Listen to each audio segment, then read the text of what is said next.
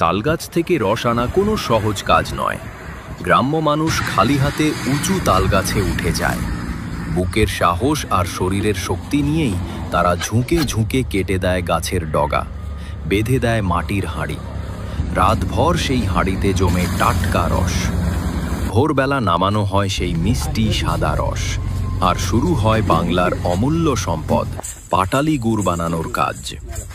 প্রথমে রস জাল দেওয়া হয় বড় কড়াইতে। কাঠের আগুনে ঘন্টার পর ঘন্টা ফুটতে ফুটতে রস ঘন হয়ে ওঠে সোনালি তরলে। চারদিক ভরে যায় গরম ভাপ আর মিষ্টি ঘ্রাণে। এরপর সেই তরল ঢেলে দেওয়া হয় নারকেলের মালার ছাঁচে। মালার ভেতরে ধীরে ধীরে জমাট বাঁধে মিষ্টি গুড়। ঠান্ডা হলে পাওয়া যায় খাঁটি খাসা পাটালি। শীতের দিনে এই গুড় ছাড়া পিঠে, পায়েস কিংবা মিষ্টির স্বাদ যেন অসম্পূর্ণ।